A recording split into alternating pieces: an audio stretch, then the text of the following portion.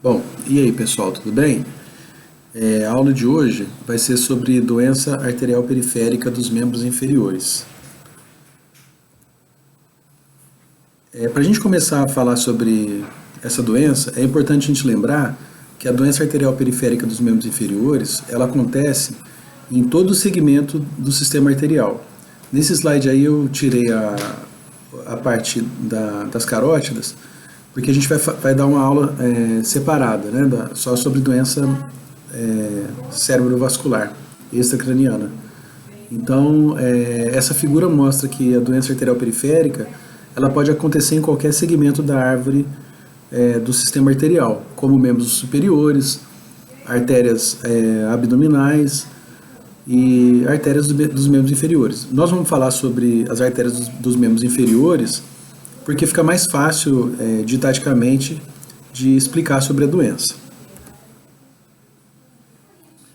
Bom, e para começo de conversa, a gente tem que lembrar que o principal fator etiológico da doença arterial obstrutiva periférica é, sem dúvida nenhuma, a aterosclerose, que é uma doença inflamatória e ela acomete principalmente a camada íntima das artérias, né? Das artérias de médio e de grande calibre.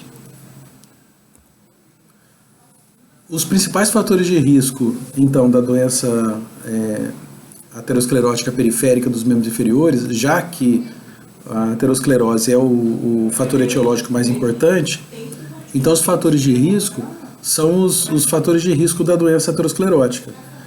Então, lembrando que a idade mais avançada, a partir dos 50 anos, quando começa o desenvolvimento e aumenta a aceleração, né, do desenvolvimento da doença aterosclerótica a partir dos 50 anos, e a gente sabe que esses pacientes, geralmente com obstrução arterial causada pela aterosclerose, ela se dá a partir dos 50 anos.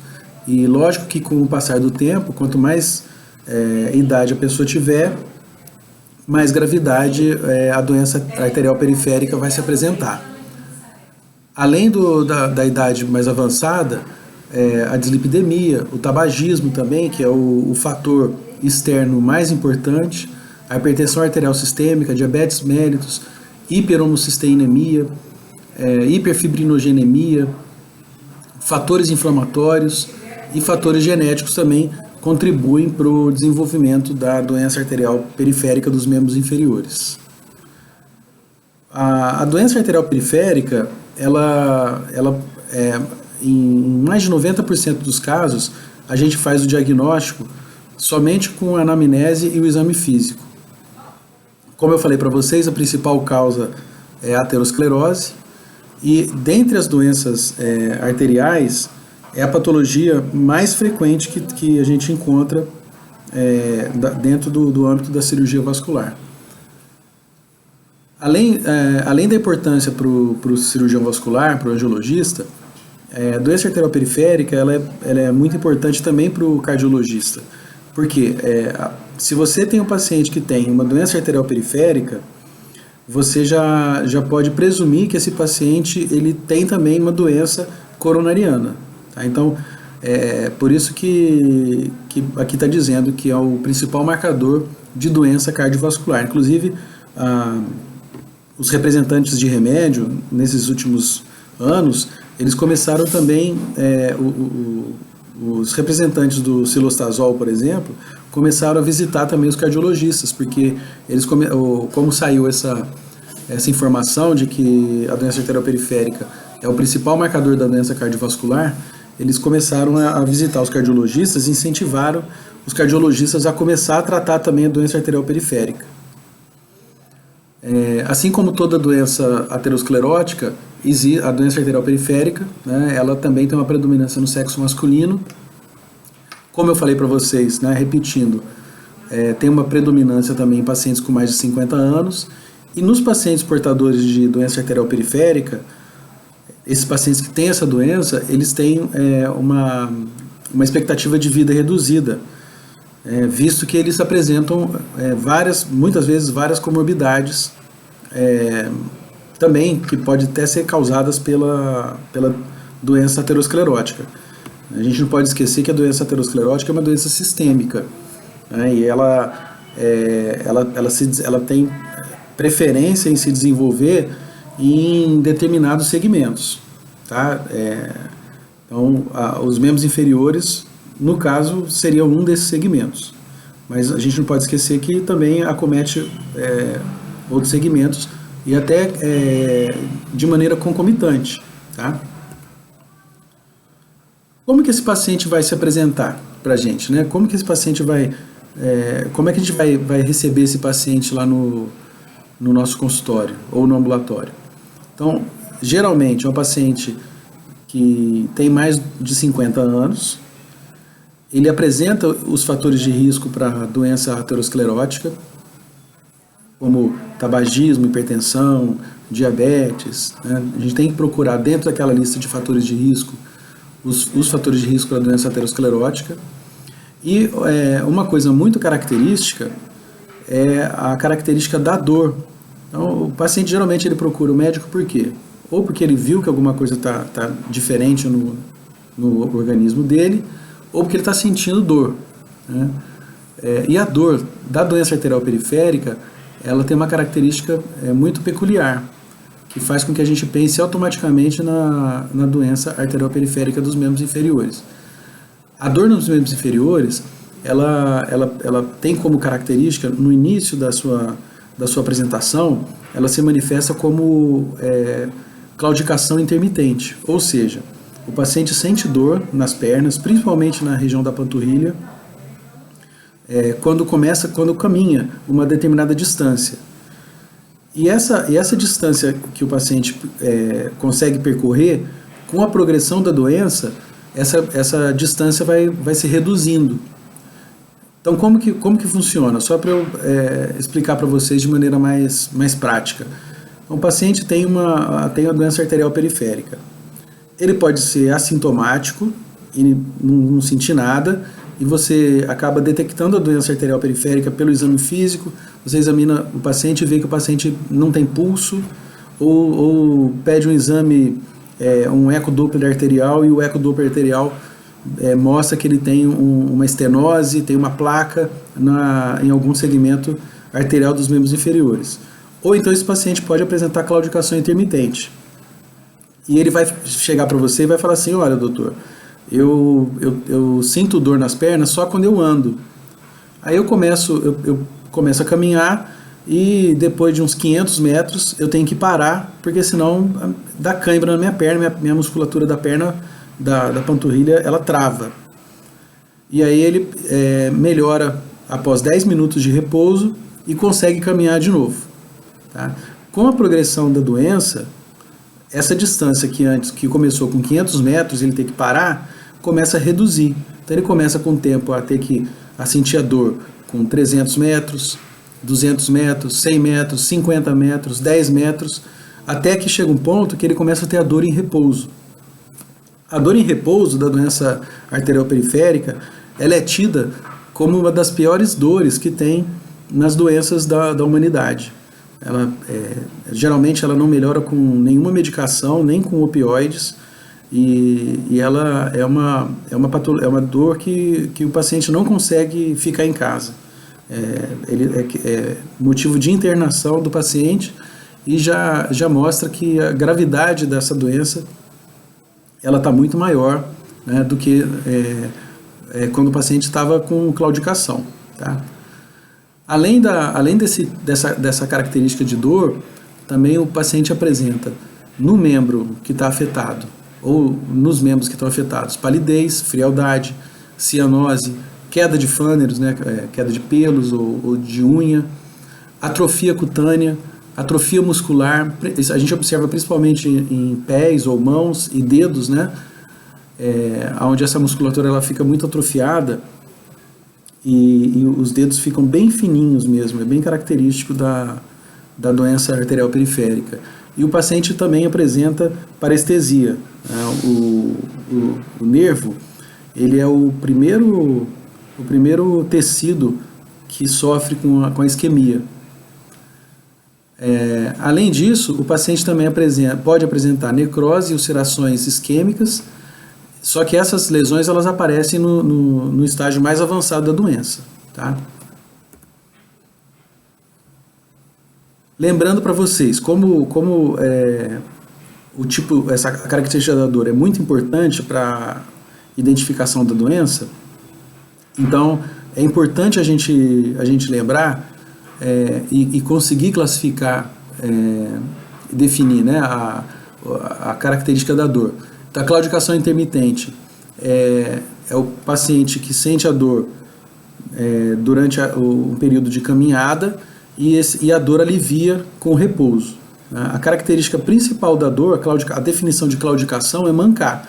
Então o paciente começa a caminhar, aí ele começa a sentir dor, ele começa a mancar, aí ele para uns 10 minutos, para de sentir a dor e volta a caminhar de novo até ele começar a mancar de novo. Então esse tipo de dor que aparece quando caminha, fazendo com que o paciente manque, é conhecido como claudicação intermitente. E a dor em repouso é a dor que aparece com o paciente mesmo em repouso, sem fazer esforço físico nenhum. Deixa eu diminuir a minha imagem aqui, só para eu sair daqui do lugar. Já volto aqui, pronto. Então, a dor em repouso, ela aparece com o paciente sem fazer nenhum esforço, né? E ela piora. Geralmente o paciente relata a piora da dor à noite. Por quê? Porque durante o dia o paciente geralmente ele fica com a perna para baixo, né? Ou porque ele está andando ou porque ele está sentado. Quando ele fica na posição deitada, a perna fica para cima, então perde um pouco aquele efeito da gravidade na circulação arterial. E aí o paciente acaba sentindo a dor em repouso, que piora muito durante a noite, faz com que o paciente acorde ou não consiga dormir, e às vezes o paciente tem que até que dormir com a perna pendente para fora da cama. Isso aí ele acaba descobrindo que isso aí melhora e ele acaba adotando essa posição antálgica. E como eu falei para vocês, não responde a analgésico de nenhum tipo, nem a opioides. Existe, assim como na doença venosa, nós vimos a classificação do CEAP, para a doença arterial periférica também existe a classificação dessa doença. Esse slide aqui mostra dois tipos de classificação. A classificação de Fontaine e a classificação de Rutherford. Elas se parecem um pouco, porém a classificação de Rutherford ela é mais completa. Então a classificação de Fontaine ela é dividida em 4 estágios, sendo que o estágio 2 ele tem uma dicotomização em A e B. Então vamos falar primeiro sobre a classificação de Fontaine. Na classificação de Fontaine, o estágio 1, o paciente ele é assintomático, ou seja, ele tem a doença arterial periférica, mas não tem sintoma nenhum. Aquele exemplo que eu dei para vocês, onde você examina o paciente e você vê que o paciente ele não tem pulso, mas ele não sente nada, né? Ou então no exame complementar vem mostrando a presença da doença, mas o paciente também não sente nada. No estágio 2, o paciente tem claudicação intermitente. Nesse estágio tem uma dicotomização entre 2A e 2B. O que é o 2A? O 2A é o paciente que tem claudicação intermitente, mas é uma claudicação leve. A gente pode chamar também de claudicação não incapacitante. A claudicação leve é quando o paciente tem claudicação, mas isso não impede com que o paciente faça as coisas do dia a dia. Né? É lógico que isso traz incômodo para ele, mas ele é um paciente que não atrapalha o dia a dia do paciente. Ele consegue fazer aquilo que ele precisa fazer durante o dia. A claudicação incapacitante é quando a claudicação impossibilita ele de fazer as mínimas atividades que ele necessita fazer. A gente costuma usar como exemplo o carteiro. Então, um carteiro, né, vamos supor que a gente tem um paciente que a profissão dele é carteiro e ele tem 55 anos de idade.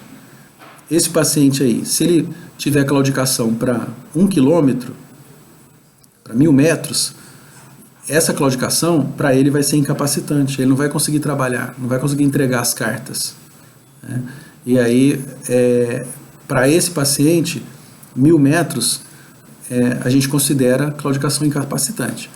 Se a gente pegar um paciente que também claudique para 1.000 metros, mas é um senhor de 80 anos de idade ou mais, a gente não considera que essa claudicação para esse paciente de 80 anos seja incapacitante, tá? Uma vez que ele não está mais em atividade plena de trabalho, ele precisa fazer as coisas mais básicas do seu dia a dia, né? Como ir para a padaria, ir comprar o jornal. Então, a distância, a gente não classifica a claudicação intermitente somente pela distância, mas a gente individualiza essa claudicação para cada tipo de paciente.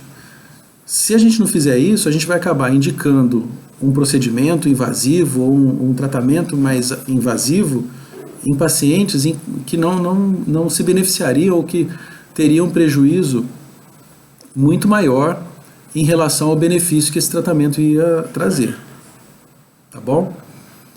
Bom, explicado isso então, passando para o estágio 3. O estágio 3 seria dor isquêmica em repouso, aquele paciente que sente dor mesmo quando está parado, né?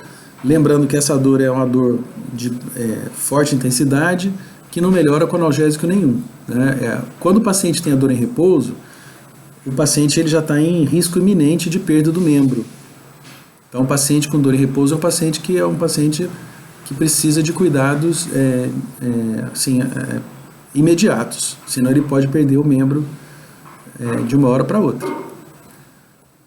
E o paciente estágio 4 é o paciente que tem úlcera ou necrose na extremidade. Então, essa é a classificação de Fontaine. A classificação de Rutherford, ela é dividida em grau e categoria. O grau, ele vai de 0 a 3, e na classificação de Rutherford, o grau 2 seria, o grau 1, ele seria a claudicação, tem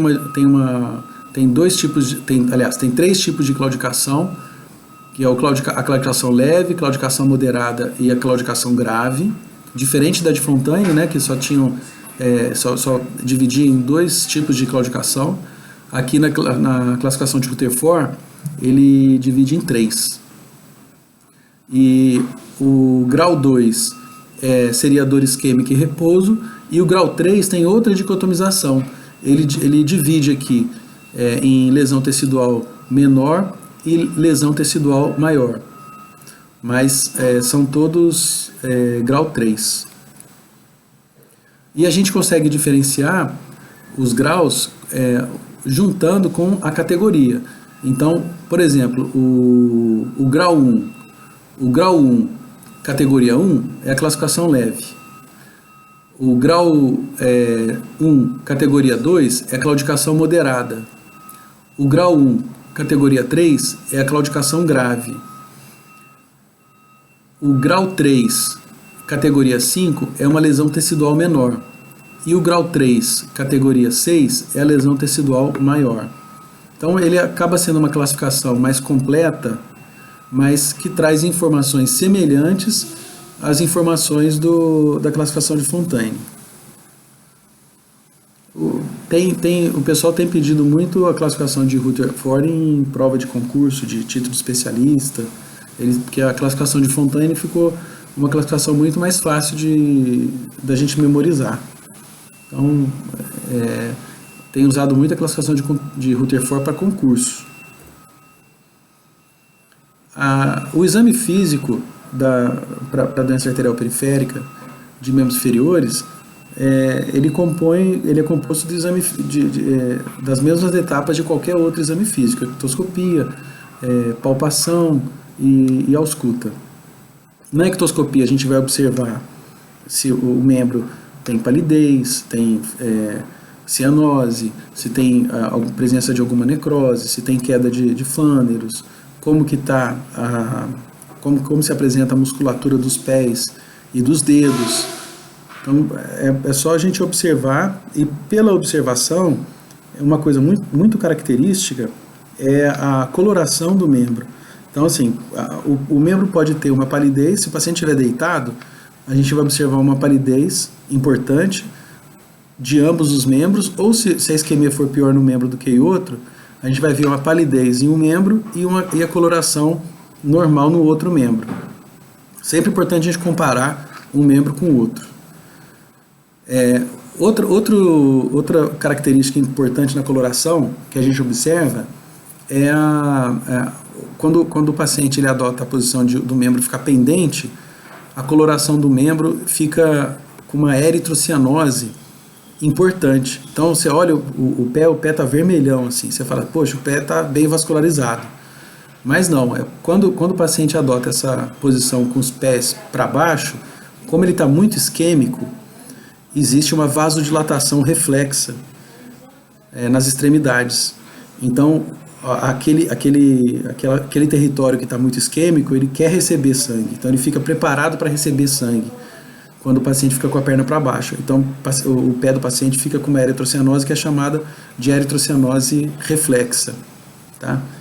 E aí a gente consegue ver que o pé está isquêmico, porque quando a gente põe o paciente deitado e levanta o pé fica bem pálido. A gente observa também na palpação a temperatura da pele, percebe frialdade na pele. Temos que fazer nesse momento uma palpação criteriosa dos pulsos, e a gente fala criteriosa porque como esse paciente provavelmente vai apresentar diminuição de pulso ou ausência de pulso, é muito mais difícil você avaliar a ausência de pulso do que a presença do pulso, né? Se você palpar o pulso estiver ali, tudo bem, rapidinho você fala, não, o pulso está presente. E se você não conseguiu palpar o pulso? Será que esse paciente não tem pulso? Será que eu que não estou conseguindo palpar o pulso do paciente? Então tem que ser uma palpação bem tranquila, com paciência, né, para não papar mosca. A ausculta também do abdômen, a procura de áreas de estenose, onde a gente vai auscultar um sopro. Também auscultar a região cervical e a região inguinal, né? O pessoal omite um pouco de auscultar a região inguinal, mas é importante porque é uma área onde tem uma grande incidência de placas. Esse slide é só para a gente demonstrar aquelas categorias na classificação de o estágio de Fontaine ou as categorias do estágio da classificação de Rutherford. Então essa primeira figura mostra uma pessoa que está só sugerindo que ela sentiu dor na panturrilha quando estava caminhando, então seria uma paciente com claudicação intermitente. Nessa segunda figura, na parte de cima, é um paciente que a gente observa uma palidez no pé esquerdo, né, quando a gente compara com o pé direito. Na terceira figura da parte de cima, a gente vê uma lesão tecidual menor, né? Então aqui, se fosse pela classificação de Rutherford, pela classificação de Fontaine seria fácil, seria 4, né? Um Fontaine 4. Pela de Rutherford seria a categoria 5, certo? Na primeira figura da parte de baixo, a gente vê aqui também uma diferença de coloração entre um membro e o outro, mas aqui a gente vê uma predominância de cianose. A gente vê áreas de cianose no hálux e na região plantar também do pé. Na figura do meio, na fileira de baixo, a gente vê uma úlcera na região dorsal do pé. Observem aqui que os dedos, né, os dedos são dedos que estão atróficos, a musculatura atrofiada. A musculatura do pé também, um pé fino, né, um pé com a musculatura atrofiada. Então é a característica do pé isquêmico. Essa úlcera, com certeza, ela é muito dolorosa. E a última figura da coluna de baixo seria uma lesão tecidual maior, seria um Rutherford 6. Aí já tem até uma amputação prévia do quarto pododátilo. Esse próximo slide, ele está mostrando um aparelho que é muito utilizado pelo cirurgião vascular e, na verdade, esse é um exame complementar, é um aparelho de Doppler, mas ele é um aparelho que não mostra a imagem, ele só consegue detectar o fluxo e a gente consegue perceber isso através do som que é captado por essa canetinha que está grudada nele ali, que é um receptor, né, que faz com que o fluxo que ele detecta saia por essa caixinha, que é um alto-falante, né, e emita o som típico mesmo do fluxo arterial.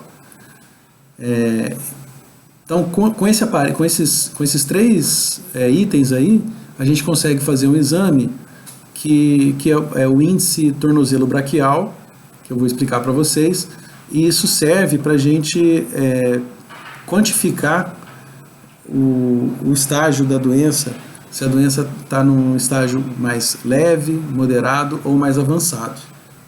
Então a gente usa esse aparelho de Doppler, é um Doppler portátil, um gel, é um gel próprio que é utilizado para ultrassom, para Doppler, para eco, né? E um aparelho, um esfigmomanômetro. Como que a gente faz o índice tornozelo braquial? Então a gente coloca o manguito ao redor da panturrilha e faz a aferição do fluxo nas artérias tibial anterior, na pediosa e na tibial posterior. Então a gente detecta o fluxo na artéria pediosa e na artéria tibial posterior.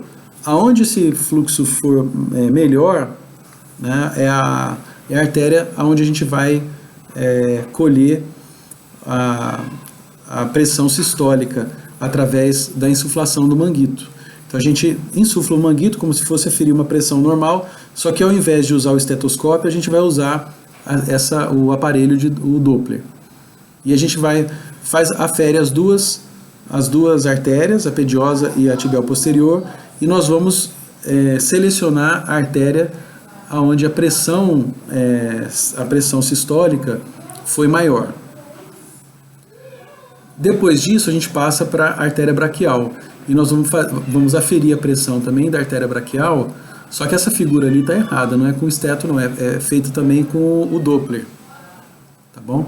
Então a gente afere a pressão, a gente escolhe a maior pressão de uma das artérias tibiais e escolhe a pressão da artéria braquial.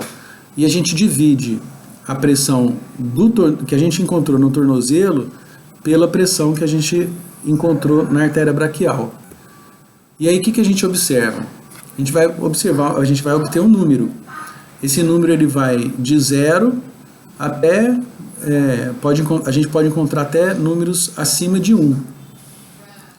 Se a gente encontrar um índice entre 0 e 0,04, quer dizer que esse paciente tem uma isquemia grave e ele tem risco de perda do membro. Se o índice for entre 0,41 e 0,7, isso quer dizer que a isquemia é moderada. O índice entre 0,71 e 0,9, o paciente tem uma isquemia leve, e o índice maior do que 0,9, o paciente tem, o exame é considerado normal. Tem uma situação que é muito frequente em pacientes diabéticos, onde esses pacientes podem apresentar uma esclerose da camada média da artéria, que é a arteriosclerose de Monckeberg. Nesse caso, a artéria ela vai ficar muito rígida e quando a gente insufla o manguito, essa artéria ela não colaba. Então a gente vai sentir, a gente vai auscultar com o Doppler o som do fluxo arterial, mesmo comprimindo o manguito no seu máximo. Então, como essa artéria não colaba, esse índice tornozelo braquial nesses pacientes com esclerose de Monckeberg, ele não é fidedigno. Então, nesse caso, esse exame ele é ineficiente. Então, nós teríamos que partir para um outro exame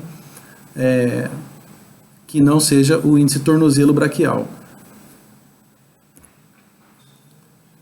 Outro tipo de teste que nós podemos fazer para quantificar o grau de severidade da doença é o teste da marcha. Então, o teste da marcha é um teste simples, onde você coloca o paciente numa esteira ergométrica. Existe um padrão utilizado nessa esteira ergométrica, ela é calibrada para funcionar com a velocidade de 3,2 km por hora e uma inclinação de 10 a 12 graus. Isso é para que o teste seja padronizado e consiga reproduzir em locais diferentes e esse resultado seja um resultado uniforme, né? A gente pede para o paciente caminhar até ele sentir dor. Ou então que o teste atinja o tempo de 5 minutos. Ninguém precisa ficar com o paciente lá até o paciente infartar, não. Se o paciente atingir o tempo de 5 minutos sem sentir dor, o teste é considerado normal. E a gente vai anotar com quanto tempo o paciente começou a sentir dor. Certinho? Além disso, durante o exame tem que ter monitorização eletrocardiográfica. Lembra que esse paciente também tem doença coronariana, né? E se tiver alguma alteração ou sintoma cardiológico, tem que parar o exame na hora. De preferência, esse exame deve ser feito na região, num local onde tenha suporte para um suporte básico de cardiológico, né? E, se possível, fazer até em ambiente hospitalar. E após a realização desse exame, deve ser feito o índice tornozelo braquial, antes e depois, né, do teste da marcha. Exames de imagem. O exame de imagens que nós utilizamos para avaliação da doença arterial periférica são o ecocolor Doppler, o raio-x simples, angiorressonância magnética, angiotomografia computadorizada e arteriografia. Isso é o que tem na literatura, o que tem no livro. Na prática, para fazer o diagnóstico, a gente não precisa de exame nenhum. Como eu falei para vocês, o diagnóstico é feito em mais de 90% através do exame físico e da anamnese. Tá? Aqui o raio-x simples, ele está aqui, né, na verdade, eu coloquei só porque ele está no livro. Mas o raio-x, o que a gente observa? Às vezes é um achado radiológico, a artéria está tão calcificada que aparece no raio-x uma imagem de uma artéria calcificada, né? Mas você não pede um raio-x simples quando você quer avaliar um paciente com doença arterial periférica, certinho? Então é apenas um achado, né, um raio-x que foi pedido por um outro motivo e veio calcificação na artéria. Aí o médico que pediu o raio-x para ver o osso acaba encaminhando para o cirurgião vascular porque viu uma calcificação na artéria, tá bom? Os outros exames, eles servem sim para fazer diagnóstico, mas é muito mais para tirar dúvidas, né, ou então para planejar um tratamento do que para fazer o diagnóstico. O diagnóstico, como eu falei para vocês, é feito pelo exame físico e junto com a anamnese. Tá? Mas uma vez se planeja se tratar esse paciente, aí você precisa de um exame para planejar o tratamento, tá? Mas não para fazer o diagnóstico. Esse exame aqui é o ecocolor Doppler arterial dos membros inferiores. É um exame que avalia a presença de placa, consegue avaliar o tipo de placa, né, se a placa é uma placa mais calcificada, se menos calcificada, consegue dizer com alguma precisão a quantificar a estenose, se a estenose é uma estenose grave, moderada ou leve. E, além disso, eu acredito que o mais importante, na verdade, é localizar a placa. Se ela está na artéria femoral comum, na artéria femoral superficial, na artéria poplítea, né? que o exame físico realmente ele não consegue nos dizer com precisão a localização da estenose, onde a estenose é mais crítica. Então esse exame ele localiza com precisão o local da placa, né? O raio-x, eu falei para vocês, então aqui ó, a gente vê, né, nesse primeiro raio-x uma artéria que parece até que jogou contraste dentro dela, mas é uma calcificação na parede arterial, de artéria femoral superficial ali, transição para apoplítea. Esse segundo raio-x é um raio-x de pé de Charcot. Na verdade ele não mostra nada da circulação, mas ele mostra que o paciente provavelmente ele tem uma neuropatia avançada, né, que fez com que houvesse um desabamento dos ossos do metatarso, dando esse aspecto que é conhecido como pé de Charcot. Com isso, leva a crer que como esse paciente ele tem essa neuropatia avançada, provavelmente por diabetes, ele possa ter também doença arterial periférica. Então vocês veem que o raio-x é um exame indireto, né? Ele mostra, ele sugere que o paciente tenha doença arterial periférica, mas sem avaliar diretamente o fluxo sanguíneo do paciente. A angiorressonância e a angiotomografia, diferente do raio-x, já mostra a região, o segmento arterial, a árvore arterial mesmo, né? Então, já mostra os vasos, a presença de fluxo ou ausência de fluxo dentro dos vasos, avalia também estenose, porém, principalmente a angiorressonância, ela pode superestimar ou subestimar uma estenose mais do que a angiotomografia, por exemplo. Tá? E esses dois exames, angiorressonância e angiotomografia, elas são melhores para artérias de grande calibre. Artérias de médio e pequeno calibre, ela já não é tão boa como, por exemplo, a arteriografia. Tá? Mas com o avanço da tecnologia, essas imagens adquiridas com a angiorressonância e com a angiotomografia estão se tornando cada vez mais, se aproximando cada vez mais do exame padrão ouro, que é a arteriografia.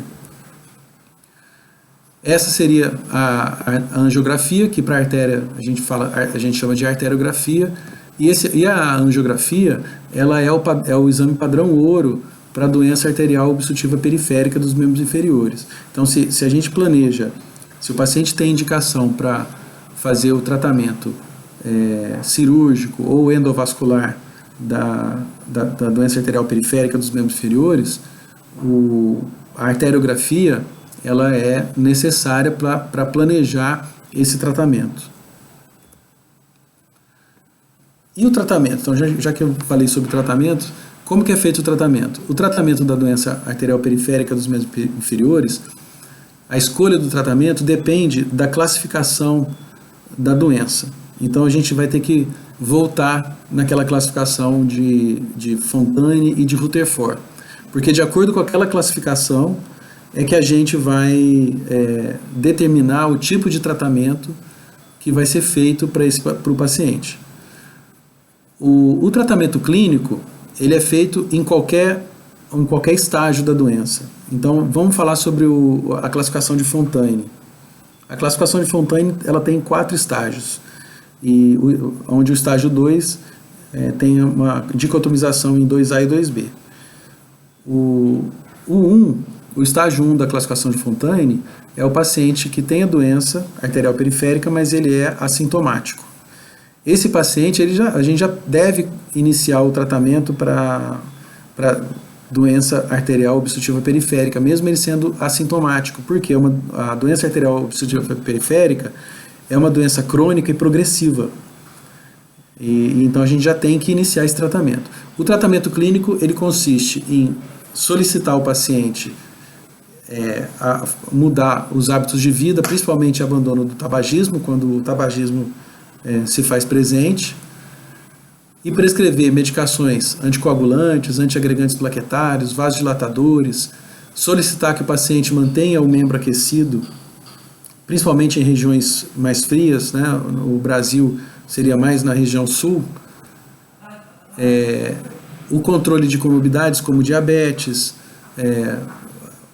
ou doenças que possam comprometer o sistema cardiovascular, como doença coronariana, insuficiência cardíaca. Então, essas comorbidades precisam estar todas bem equilibradas para que o tratamento clínico da doença arterial periférica tenha êxito. Analgesia adequada, né, para o paciente poder se alimentar bem e, dentro do possível, conseguir fazer uma caminhada que também ajuda a melhorar o prognóstico da doença.